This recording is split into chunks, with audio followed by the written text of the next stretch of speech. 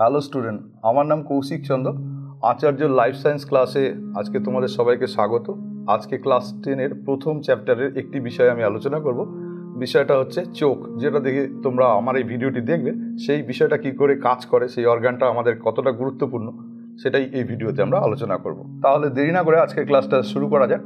দেখা যাক কিভাবে আমাদের চোখ অ্যাকচুয়ালি আমাদের দেখতে সাহায্য করে। তো চোখ অ্যাকচুয়ালি আমাদের এতটাই গুরুত্বপূর্ণ অঙ্গ যে যার সামান্য অংশ আমরা বাইরের থেকে দেখতে পাই। অ্যাকচুয়ালি চোখের যে টোটাল আকৃতি তার 6 ভাগের 1 ভাগই মাত্র আমরা দেখতে পাই।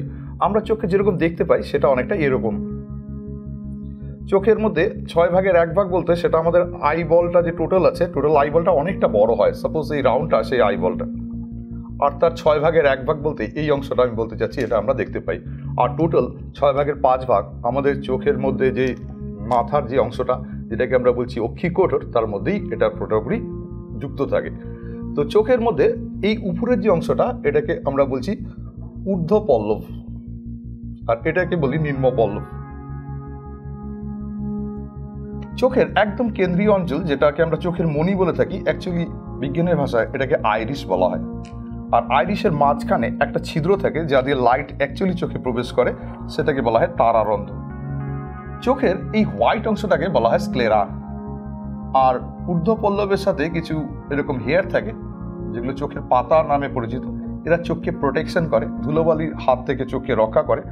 আর এইভাবে ঊর্ধ্ব আর নিম্ন পল্লব আমাদের চোখকে প্রোটেকশন করতে থাকে সবসময়। তবুও আমাদের চোখের কর্নারের দিকে একটা পর্দা থাকে যেটা থার্ড মেমব্রেন বলি, এটাকে নিকটেটিং পর্দাও বলা হয়। এটা আমাদের দেহে কিন্তু কাজ করে না। এটা কাজ করে না তার মূল কারণ আমাদের ঊর্ধ্ব আর এই নিম্ন পল্লব এরা সাফিসিয়েন্ট কাজ করার জন্য। আমাদের চোখের এই থার্ড মেমব্রেন যেটা, সেটা কিন্তু ইনঅ্যাক্টিভ বা নিষ্ক্রিয় বলা যায়। তার কারণ আমাদের ফার্স্ট আর সেকেন্ড মেমব্রেনই আমাদের চোখকে প্রোটেকশন দেওয়ার জন্য যথেষ্ট। তবে বেশ কিছু প্রাণী আছে যাদের ক্ষেত্রে এই থার্ড মেমব্রেনই তার চোখকে প্রোটেকশন দিয়ে থাকে। যেমন মাছের যদি চোখ আমরা দেখি, তো মাছের চোখে ফার্স্ট আর সেকেন্ড পর্দা থাকে না, থার্ড পর্দাটা অনেকটা এরকম করে থাকে। যেরকম মোবাইলের স্ক্রিনের উপরে আমরা একটা প্রোটেক্টর লাগাই, ঠিক তাদের স্ক্রিনের উপরেই থার্ড মেমব্রেনটা অ্যাক্টিভ ফর্মে থাকে। মাছের ক্ষেত্রে এটা দেখতে পাওয়া যায়। তো আমাদের চোখের আরও যেটা ভাইটাল অংশ আছে, আমাদের চোখের কর্নারে এই জায়গাটাতে থাকে হচ্ছে ল্যাক্রিমাল গ্ল্যান্ড। সোজা কথায় বলি আমরা অশ্রুগ্রন্থি। একটা ল্যাক্রিমাল গ্ল্যান্ড এখানে থাকে, আরেকটা থাকে এই সাইডে নাকের পাশ বরাবর। তো এটা আরেকটা ল্যাক্রিমাল গ্ল্যান্ড। আর ল্যাক্রিমাল গ্ল্যান্ড থেকে ক্রমাগত লিকুইড, যেটাকে আমরা অশ্রু বলি, সবসময় চোখের মধ্যে বেরোতেই থাকে। আর তাই চোখ আমাদের সবসময় ভেজাও থাকে। এই ল্যাক্রিমাল গ্ল্যান্ডের মধ্যে অনেক এমন রাসায়নিক পদার্থ থাকে, সেগুলোর মধ্যে মেনলি থাকে সোডিয়াম ক্লোরাইড। আমরা তো কম বেশি চোখের জল সবাই টেস্ট করেছি ছোটোবেলায়, তো সেটার স্বাদ নোনতা হয় এই সোডিয়াম ক্লোরাইডের জন্য। এছাড়াও থাকে সোডিয়াম বাইকার্বনেট। এছাড়া থাকে এখানে IgA অ্যান্টিবডি। তাছাড়াও থাকে হচ্ছে এখানে লাইসোজাইম এনজাইম। এগুলো চোখকে প্রোটেকশন দেয় প্রতি মুহূর্তে। ইভেন সারাদিন আমাদের চোখের মধ্যে বিভিন্ন ধুলো বালি জীবাণু যেগুলো পড়তে থাকে, সেগুলো চোখের মধ্যে যখন পড়ে এসে তো সেগুলোকে ধ্বংস করে। এবং রাতে যখন আমরা ঘুমাই তো তখন সেগুলোকে একদমই নিষ্ক্রিয় করে সেটা চোখের 2 কর্নারে জমা করে দেয়। এবং সকালবেলা ঘুম ভাঙলেই আমরা দেখতে পারি যে চোখের কর্নারে কিছু নোংরা জমে আছে। এটা কিন্তু আগের দিনের যে জীবাণুরা যেগুলো চোখের মধ্যে পড়েছিল, বা জীবাণুর বিভিন্ন রেণু বা বিভিন্ন ডাস্ট, সেগুলোকে ধ্বংস করার দায়িত্ব থাকে বেসিক্যালি এই IgA অ্যান্টিবডির এবং লাইসোজাইম এনজাইমের। তো এটা দুটো জায়গা থেকে খরিত হয়, একটা ল্যাক্রিমাল গ্ল্যান্ড এখান থেকে, আর একটা হচ্ছে এখান থেকে। আর এইভাবে প্রতি মুহূর্তে চোখকে প্রোটেকশনের দায়িত্বে থাকে এই দুটো গ্রন্থি, যাকে আমরা অশ্রুগ্রন্থি বলে থাকি। তাহলে এইটুকু তো আশা করি বোঝা গেল যে এটা টোটাল আইবলটার মাত্র 6 ভাগের 1 ভাগ আমরা খালি দেখতে পারি, আর বাকিটা পুরো ঢাকা থাকে কোথায়? অক্ষিকোটরের মধ্যে। তো এইভাবেই আমাদের চোখে সামনাসামনি যেটুকু আমরা দেখতে পাই সেটুকুরই আলোচনা এখানে হলো। এরপর দেখা যাক ভেতরে এটা কিভাবে থাকে। তাহলে চোখের বাইরের থেকে যেগুলো আমরা দেখতে পেলাম সেটা তো আমরা এঁকে দেখালাম। তো আমরা এরপর একটা অরিজিনাল ছবিতে দেখে নিই যে চোখের মধ্যে এই অংশগুলো কিরকম ভাবে অবস্থিত। তো সেটাই ছবির মাধ্যমে আমরা বুঝতে পারবো। এরপরে চোখের সাথে আরেকটা যেটা গুরুত্বপূর্ণ সেটা হচ্ছে আই মাসল বা চক্ষু পেশি। অ্যাকচুয়ালি আমি শুরুতেই বলছিলাম যে আমাদের চোখ একটা বলের মতন হয়। তো এটা যদি সেই বলটা হয়, তাহলে এর সাথে 6টা মাসল থাকে। তাদের মধ্যে 4টা মাসলকে বলা হয় রেকটাস মাসল। আর এরা হচ্ছে সেই রেকটাস মাসল। আর দুটো হচ্ছে উপরের থেকে একটা, আর নিচের থেকে একটা থাকে অবলিক মাসল। আর এরা সবগুলো একসাথে কানেক্টেড হয়ে আমাদের চোখকে মুভমেন্ট করতে সাহায্য করে। আর এই মাসলগুলো ছোট আকৃতির মাসল, এবং এগুলোর মধ্যে এই 4টা হচ্ছে রেকটাস মাসল। আমি শর্টে লিখছি রেকটাস, আর এগুলো হচ্ছে অবলিক মাসল। তো অবলিক আর রেক্টাস মাসল, এই 6টা আই মাসল অ্যাকচুয়ালি আইয়ের মুভমেন্টে সাহায্য করে, সেটা উপরে নিচে বা পাশাপাশি যেরকম করি আমরা আইকে মুভ করি না কেন আমাদের ইচ্ছা অনুযায়ী এই মাসলগুলোই আমাদের হেল্প করে থাকে। তবে এই মাসলগুলোর অ্যাকচুয়ালি কানেকশন কিন্তু থাকে আমাদের ব্রেনের সাথে, আর ব্রেনের দ্বারাই আমরা এটাকে নিয়ন্ত্রণ করতে পারি। কোনো কিছু দেখার সময় কোন দিকে আই মুভ করবে না করবে সেই ক্ষেত্রে আমরা ব্রেন দ্বারা এটাকে নিয়ন্ত্রিত করে থাকি, কিন্তু হেল্প করে আমাদের এই 6টা মাসলস। এবং চোখের ভেতরের যে গঠন সেটা বোঝার জন্য আমরা একটা চোখের লম্বচ্ছেদ করব, যেটাকে বলা যায় ট্রান্সভার্স সেকশন। তো সেটা কেটে আমরা চোখের ভেতরের জায়গাটা দেখবো, আর এই আই মাসল সমেত এই ছবিটাও আমরা কিন্তু একটা 3D অরিজিনাল ছবিতে দেখতে পাবো। তাহলে আরও আমাদের কাছে পরিষ্কার হবে যে কিভাবে মাসলগুলো আমাদের এই আই বলকে ধরে রাখে। আরও একটা কথা, মাত্র এইটুকুই কিন্তু আমরা দেখতে পাই, যেটা আমার আলোচনা শুরুতেই ছিল, 6 ভাগের 1 ভাগ, আর পুরোটাই কিন্তু ঢাকা থাকে অক্ষি কোঠর বা চোখের যে মানে আমরা বলবো করোটির যে গহ্বর যার মধ্যে চোখ থাকে তার মধ্যে। তার মানে এইটুকুই আমাদের কাছে কিন্তু ভিজিবল চোখে, কিন্তু চোখ মানে কিন্তু এইটুক না, চোখ মানে একটা বড় বল। আশা করি এই জায়গাটা ক্লিয়ার হয়েছে, আর রিয়েল ছবি দেখলে আরেকটু এটা বিষয়টা পরিষ্কার হবে। এরপরে চোখের যে ছবিটা আমি এখানে ড্র করবো এটা কিন্তু পরীক্ষার জন্য খুব খুব ইম্পর্টেন্ট, আর এটা পরীক্ষায় 5 মার্কসে আসে উইথ লেভেলিং। তো এটা অল্টারনেটভাবেই মাধ্যমিক পরীক্ষায় প্রতি বছরই প্রায়, এই বছর আসলে তার পরের বছর আসে না, তারপরে বছর আবার আসে। তো একটু বেসিক্যালি দেখে নিই যে ছবিটা আমরা কী করে ড্র করবো। এটা হচ্ছে চোখের লম্বচ্ছেদ। তো এই লম্বচ্ছেদটা কম্পাস দিয়ে করলে আরও ভালো হবে, তবে আমার কাছে এখানে কম্পাস আমি ব্যবহার করছি না, জাস্ট হাতেই। তো চোখের এই লম্বচ্ছেদের মধ্যে আমরা দেখতে পাচ্ছি যে রাউন্ড শেপের টোটাল আইবলটাকে কেটে তার ভেতরের অংশগুলো বোঝার চেষ্টা করবো আমরা, কি কিভাবে থাকে, কোনটা কতটা কিভাবে।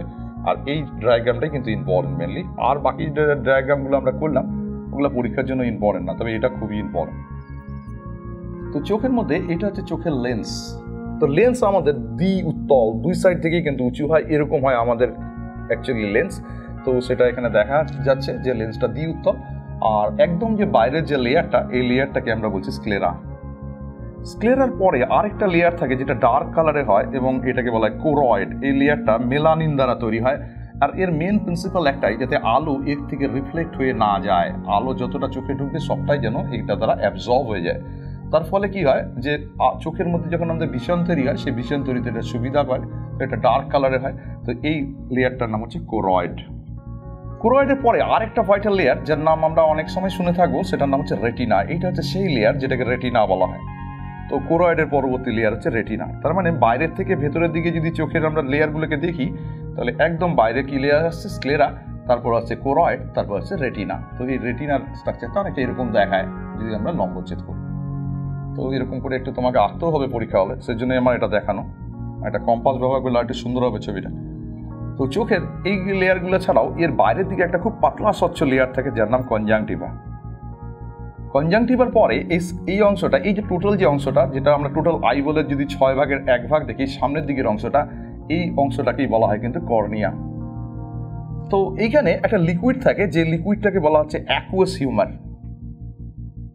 আর তারপরে থাকছে লেন্স, আর তারপরে হচ্ছে ভিট্রিয়াস হিউমার।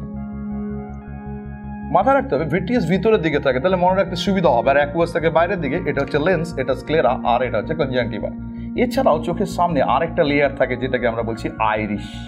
আইরিশ কিন্তু আমাদের ক্ষেত্রে চোখের মনি অ্যাকচুয়ালি, আর এই আইরিশ এক এক ব্যক্তির ক্ষেত্রে এক এক রকম কালারের হয়। এটা একটা জিনগত ক্যারেক্টার যে কোনো মানুষের ক্ষেত্রে। তো আইরিশ আসলে একটা রাউন্ড শেপের সার্কেলের মতন দেখতে হয়। এই আইরিশটা অ্যাকচুয়ালি এখানে দুটো দাগের মতো দেখাচ্ছে, এইটা আমি মেনলি মার্ক করতে চাচ্ছি। এটা হচ্ছে আইরিশ, যেটা লেন্সের সামনের অংশটাকে কিছুটা কাভার করে রাখছে। তো আইরিশ অ্যাকচুয়ালি এরকম দেখতে না, আইরিশ দেখতে যেরকম হয় সেটা একটা মডেলের সাহায্যে যদি আমরা দেখি, তাহলে এইটা আমাদের আইরিশ বা চোখের মনি, যার মাঝখানে একটা ছিদ্র আছে যার নাম তারারন্ধ্র।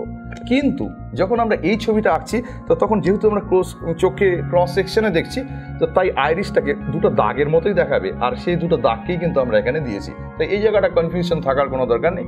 এটা অ্যাকচুয়ালি এই চোখের মনি যেটা রাউন্ড শেপের আমরা দেখি, সেটাকেই এখানে দেখানো আছে, কিন্তু তার মাত্র একটা অংশকে যেহেতু আমরা দেখতে পাচ্ছি, তাই এরকম দুটো দাগের মতন দেখাচ্ছে। তাহলে আইরিশের মাঝখানে এই যে গ্যাপটা, এই গ্যাপটাকেই আমরা বলছি তারারন্ধ্র। আমরা যে কাগজ দিয়ে মডেলটা দেখলাম, এখানেও এই ছিদ্রটাকে তারারন্ধ্র বলা হয়। আলো এখান দিয়ে চোখে ঢোকে এবং চোখের মধ্যে প্রবেশ করে সেটা তার ইমেজ তৈরি করে। এরপরে আসা যাক চোখের ইমেজ তৈরির যে ব্যাপারটা, সেটা কি করে সম্ভব হয়। চোখের মধ্যে আলো যখন আসে ঢোকে, তো তখন অ্যাকচুয়ালি এরকম করে আলো আসে ঢোকে। তো আমরা যদি কোনো বস্তুকে এখানে যদি সোজা এরকম করে চিন্তা করে নিই, তাহলে এই বস্তুটা অ্যাকচুয়ালি তার ইমেজটাকে চোখের মধ্যে উল্টো করে দেয়। তো উল্টো করে ইমেজটা এখানে তৈরি হয়। তো কোনো কিছুকে আমরা উল্টো দেখি না, তার কারণ ঘটনাটা এরকম হয়। আমরা যদি একটা মানুষের ভিউকে এখানে চিন্তা করে নিই, তাহলে কি করে এটা উল্টো হয় সেটা আমরা বুঝতে পারবো, উল্টোটা কি করে সোজা হয়। তো ধরুই এটা বস্তু, তাহলে চোখের মধ্যে এর ইমেজটা কি পড়লো, উল্টো দিকে পড়ছে, কিন্তু এটা মাথার পেছনের এই অপটিক অঞ্চলে যখন গিয়ে পৌঁছায় তখন এটা সোজা হয়ে যায়, আর তাই আমরা সবকিছুকে সোজা দেখি। তাহলে চোখের মধ্যে ইমেজ উল্টা হলো, এটা যখন ইনফরমেশনটা মাথায় পাঠায় তখন সেটাকে সোজা হয়ে যায়। বা এই পেনটা তোমাকে হেল্প করতে পারে, এটা ছিল অ্যাকচুয়াল বস্তু, চোখে ইমেজ পড়লো উল্টো সাইডে, মাথায় যখন গেল সেটা আবার তার অ্যাকচুয়াল ফিগারটা সোজাভাবেই পড়লো, এবং আমরা সেজন্যই সবকিছুকে সোজা দেখি। তো চোখের মধ্যে যখন কোনো কিছুকে আমরা দেখতে চাই, তো দেখা যায় যে সব কিছুরই প্রতিবিম্ব তৈরি হয় চোখের একটা পার্টিকুলার জায়গাতে, যে জায়গাটার নাম হচ্ছে পিতবিন্দু। পিতবিন্দুর আরেকটা নাম আছে, এটাকে ফোভিয়া সেন্ট্রালিসও বলা হয়। পিতবিন্দুর মধ্যে একটা অবতল অংশ আছে যেখানে প্রতিবিম্ব সবচেয়ে ভালো তৈরি হয়, আর তাই এর নাম হচ্ছে ফোভিয়া সেন্ট্রালিস। এবং এর আরও একটা নাম আছে যেটার নাম হচ্ছে ম্যাকুলা লুটিয়া। তো এই পিতবিন্দুতে প্রতিবিম্ব তৈরি হওয়ার পেছনে কারণও আছে। এইখানে কিন্তু রড আর কোন সেল যে আছে তারাই অ্যাক্টিভ হয়ে প্রতিবিম্ব তৈরিতে সাহায্য করে। কি করে করে আমরা একটু পরেই এটা আলোচনা করব। আর এই পার্টিকুলার জায়গাতে কখনোই আলো এসে পড়ে না, তাই এই জায়গাটার নাম হচ্ছে অন্ধবিন্দু। আর এটা পড়বেও না, আমাদের বেসিক বুদ্ধি তো আমরা বুঝি যে আলো স্ট্রেট লাইনে যায়, তা আলো কখনোই এখানে এসে পড়বে না। আর যদিও বা পড়ে, এখানে কোনো রড বা কনসোল থাকে না, তাই প্রতিবিম্ব তৈরি হওয়ার কোনো সম্ভাবনা এখানে নেই। তাহলে এখানে থাকে কি? এখানে থাকে আমাদের অপটিক নার্ভ, যেটাই কিন্তু চোখের তৈরি যে ইমেজ তার ইনফরমেশনকে পাঠায় আমাদের মাথায়, আর মাথায় গিয়ে এটা তার অ্যাকচুয়াল ফিগারটাকে আমাদের বুঝতে সাহায্য করে। এখানে আরেকটা উল্লেখযোগ্য, আমাদের চোখ অ্যাকচুয়ালি যেরকম পজিশনে থাকে সেটাও একটু ইম্পর্টেন্ট বিষয়। যে আমাদের ধরি আমরা বাম চোখের কথা যদি চিন্তা করি, তাহলে এটা ইমেজটা মাথার ডান দিকে তৈরি করে, আর ডান চোখ দিয়ে যখন আমরা দেখি তখন এটা মাথার বাঁ দিকে তার ইমেজ তৈরি করে। আর এ দুটোকে কানেক্ট করছে একটা বিশেষ ধরনের নার্ভ, যেটাকে বলা হচ্ছে অপটিক কায়াজমা। এটা একটা কাঁচির মতো দেখতে এরকম ভাবে থাকে। তাহলে আমার হাত দুটো যদি অ্যাকচুয়ালি দুটো আই হয়, তাহলে ইনফরমেশন যাচ্ছে কিন্তু ক্রস ভাবে, বাম চোখ থেকে যাচ্ছে মাথার ডান সাইডে, আর ডান চোখ থেকে যাচ্ছে মাথার বাম সাইডে, আর এইভাবেই এটা প্রতিবিম্বটাকে দেখতে সাহায্য করে। তো এই অপটিক নার্ভ এটা হচ্ছে এই অঞ্চলে থাকে, যে অঞ্চলটাকে আমরা অন্ধবিন্দু বলছি, আর এখানে কখনোই কোনো রড বা কোনসেল থাকে না, তাই এটা হচ্ছে সেই অপটিক নার্ভ। তাহলে অপটিক নার্ভ আমাদের ইনফরমেশন পাঠায় মাথার একদম অপটিক অঞ্চলে, যেটাকে মাথার পিছনের অঞ্চল বলা হয় অপটিক অঞ্চল বা অক্সিপিটাল লোব। চোখের এইটুকু ক্লাসে আমরা কিছুটা তো চোখের আইডিয়া পেলাম। আজকের ক্লাসটা এই অবধি, এরপরে আমরা নেক্সট ক্লাসে আবার এটা নিয়ে আলোচনা করব। তো ততক্ষণ তোমরা পড়তে থাকো, জানতে থাকো, আর আচার্যের সাথে থাকো।